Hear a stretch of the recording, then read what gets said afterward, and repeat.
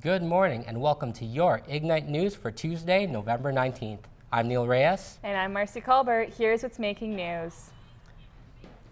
And the lights went out in the studio. Everybody's favorite mayor says he's quit drinking and in what he calls a come to Jesus moment. In an interview with CBC, Rob Ford told Mayor Peter Mansbridge that he no longer uses drugs and gave up alcohol about 3 weeks ago. He says he plans to never drink again.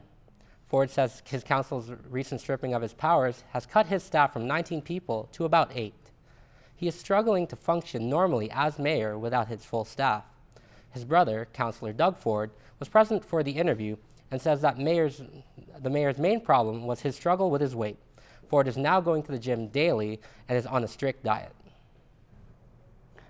Toronto police have shut down major downtown streets as they investigate a suspicious item that was found in a car.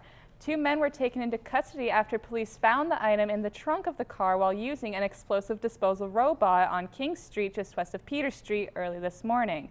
Several Toronto streets continue to be closed, and there is no word as to when they will reopen or what the mystery item is. A 22-year-old man was shot and killed by Halton police Sunday night. An eyewitness says the police were calling the man out of his car. He then got out of the vehicle with a gun pointed to his head. The standoff lasted over an hour, with police asking the victim to put his weapon away. The SIU is investigating the shooting, and they have not yet confirmed if the victim was in possession of a weapon during the standoff. Kenilworth Avenue has suffered a serious decline in the past 20 years, but a recent financial incentives program has been provided by the city in hopes that new and existing businesses will reinvest in the area. Ignite News reporter Rachel Williams tells us more. Kenilworth Avenue has finally received a monetary lift. A new financial incentives program has been extended to businesses on the street. The incentives include grants for facade improvements, development charge reductions, and tax assistance. These are the same programs that are offered to businesses with a BIA or a business improvement area. But as local shop owner Tim Shipton notes, there's been a real failure when it comes to generating interest in establishing a BIA on Kenilworth Avenue. I had to set up a business association on Kenilworth Avenue, and not too long ago. And due to the fact that there was so many of these individuals that owned property on Kenilworth Avenue that were, if I can use the word, slumlords, they outvoted it. Ward 4 Councillor Sam Marula believes that Kenilworth Avenue can have the same potential as some of the other thriving streets in the city. So Kenilworth Avenue is basically in the same shape Ottawa was 14 years ago. So that's why I'm focused on Kenilworth, and that's exactly why we have this program.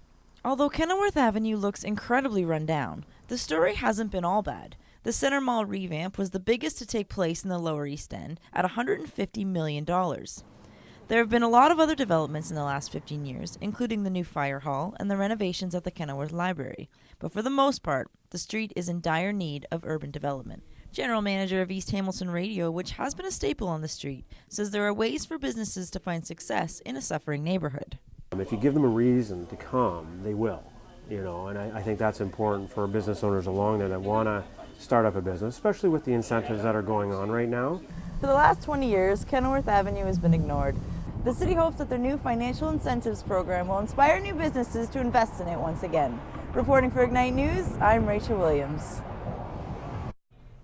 According to a study by Monster.ca, Canadians have the highest job satisfaction ratings in the world. The survey says that 24% of Canadians love their jobs so much they would do it for no salary, while 40% say they are satisfied with their jobs, but they could be better. However, 13% of young workers are not satisfied with their jobs. The survey also found that the higher the participant's income bracket, the more likely they were to say that they were satisfied with their job.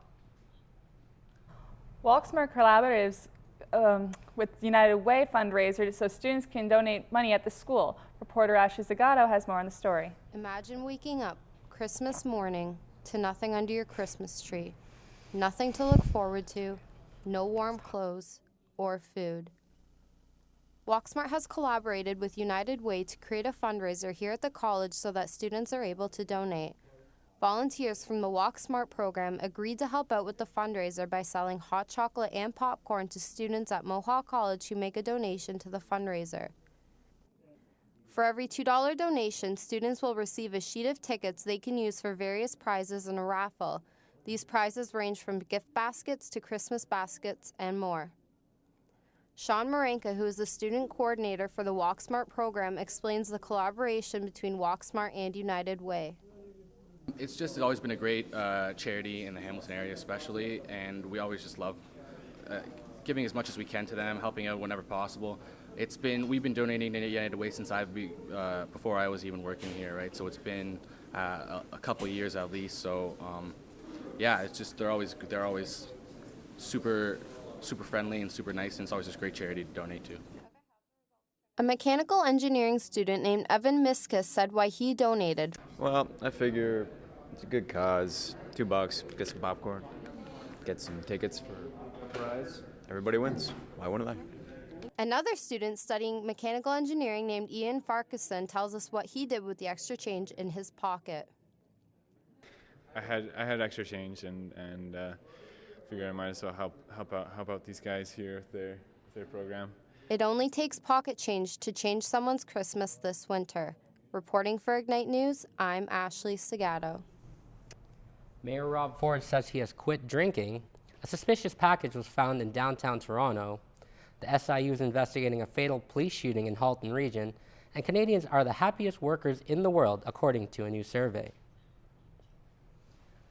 That's all we have for news. Let's take a look at what's happening in sports, weather, and entertainment. Hi, I'm Noah Salo. Coming up on Entertainment Today, Monster Truck's moms represent them at the HMAs, and Will Ferrell is set to give the students of Emerson College a lesson in journalistic excellence. This and more on your entertainment. A controversial ending to Monday Night Football in Carolina. The Hamilton Tiger Cats fans give their team a warm send-off, and all the scores from last night in the NHL. Hey Mohawk, here's what's new with your weather update. Today will be partly cloudy with a high of 5. All that and more coming up on Ignite News. Let's pass it over to Kyler for your sports update.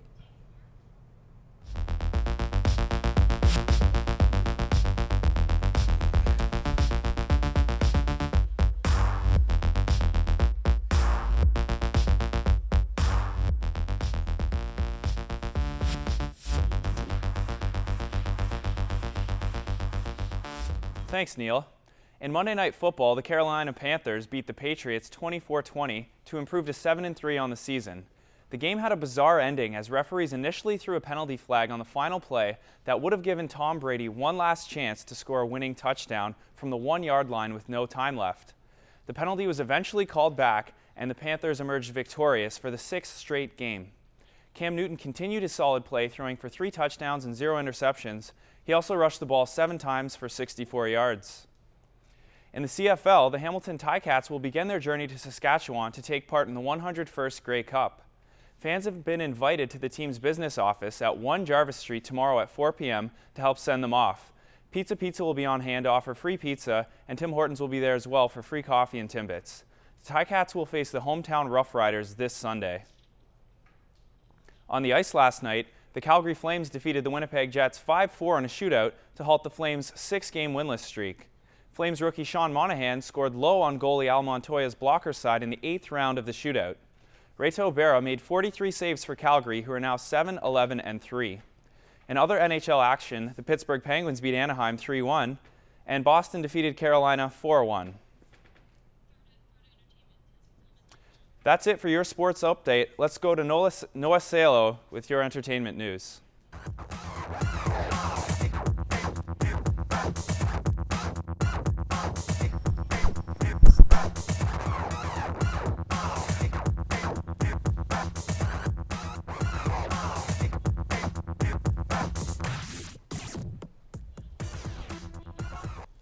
Thanks, Kyler. Local rockers Monster Truck may not have been present at the HMAs this weekend, but they made sure their pride and appreciation did not go unnoticed. The band took home the award for Record of the Year with their album Furiosity. They also nabbed Rock Record of the Year on Sunday. The four-piece rock band is currently touring Europe, so their mums replaced them on the stage to accept the award. Monster Truck's mums represented their boys well, joking around and sporting Monster Truck t-shirts. If media students learn anything from this year's upcoming Anchorman sequel, it's that it's all about the hair. In honor of the upcoming sequel, Emerson College will change its name to the Ron Burgundy School of Communication for one day only. Actor Will Ferrell will be present and in character. He is scheduled to share his path to journalism greatness with the communication students. College President Lee Pelton says Burgundy understands the power of the media as well as hairspray firsthand. Burgundy says he hopes to let the students know how hard it is to get to the top, especially if you don't have good hair.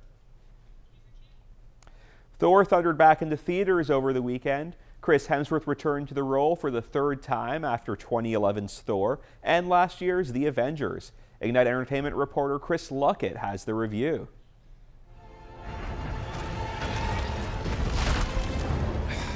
I think you missed a column. Shut up! If there was much that was disappointing about the first Thor movie, it was that so much of the grand story was squandered on Earth.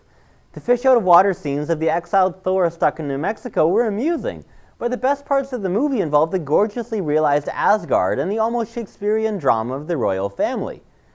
After trying to take over Asgard in Thor and Earth in the Avengers, Thor's Machiavellian brother Loki this time takes a backseat to another villain, Malekith, a dark elf who's out to destroy the universe because, well, that's just what supervillains have to do.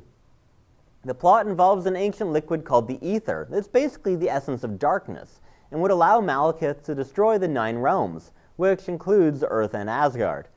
Thor decides he can't defeat Malekith alone, so he frees his imprisoned brother and recruits his help. I know you seek vengeance as much as I do. You help me escape Asgard and I will grant it to you. Vengeance. And afterward this cell.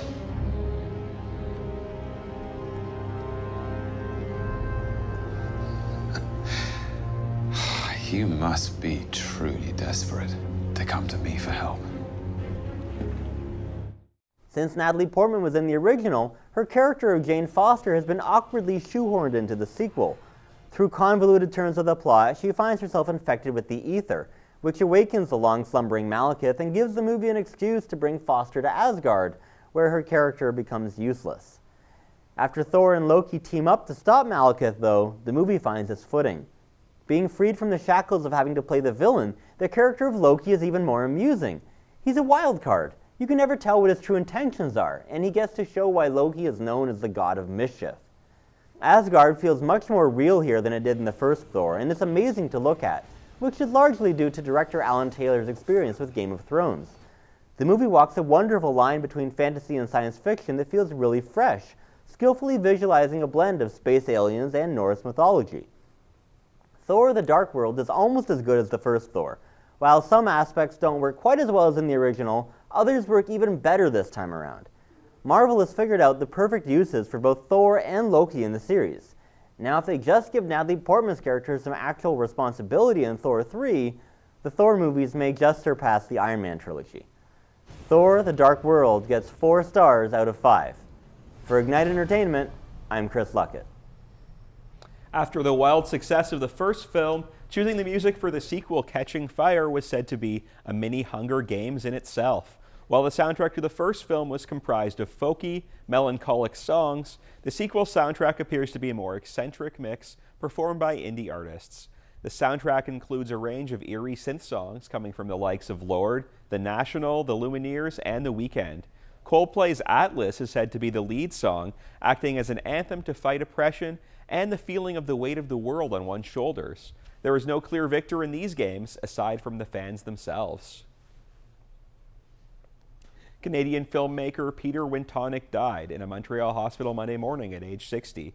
Wintonic was considered the International Ambassador of Documentary Film.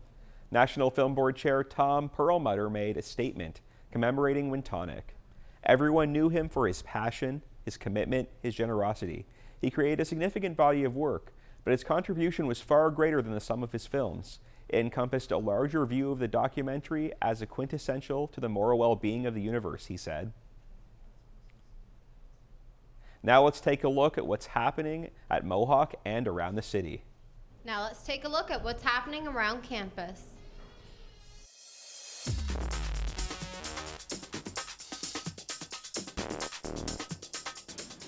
November 25th at 8 a.m., college-wide judging will take place online for the name of the new Financial Literacy Center at Mohawk.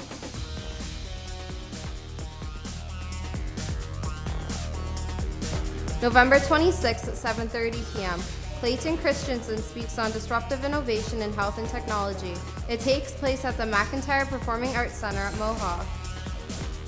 November 27th at 12 p.m. to 2 p.m., Mohawk is hosting its interactive event to acknowledge World AIDS Day. This event will take place at the McIntyre Theater for the Performing Arts inside Mohawk.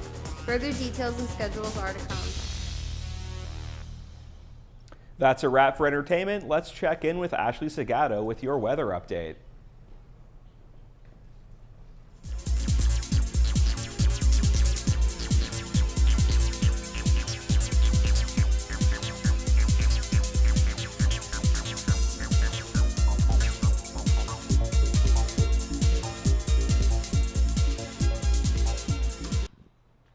Thanks, Noah. Today in Hamilton, we have mainly cloudy skies with a high of 5. There's similar conditions in Toronto with cloudy skies and a high of 5 as well. Niagara Falls will also be cloudy with a high of 4. In London, it's 1 with a chance of flurries, and in Windsor, you can expect to see partly sunny skies with a high of 4.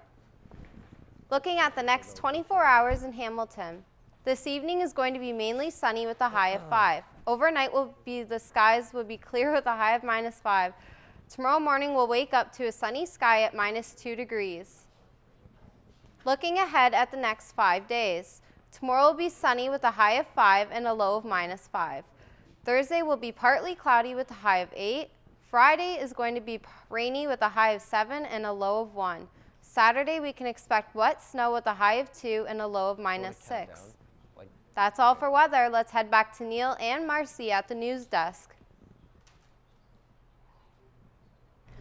Gamers all over the world welcomed the release of the PlayStation 4 last week. Joining us now is tech reporter Chris Patterson. Chris, what can you tell us about the new system? PlayStation 4 was released this past Friday. And with the number of sales climbing, it's an incredible amount. Let's see what I had to say. Sorry, that took me off. PlayStation 4's new design is slim, sleek, jet black, and roughly the size of a second-generation PlayStation 3.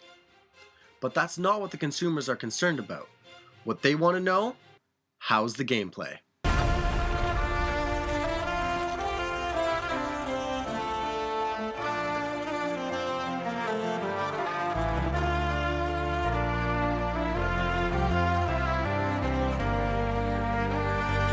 What we're trying to create are things that people have never experienced, magical moments that they're going to remember for the rest of their lives.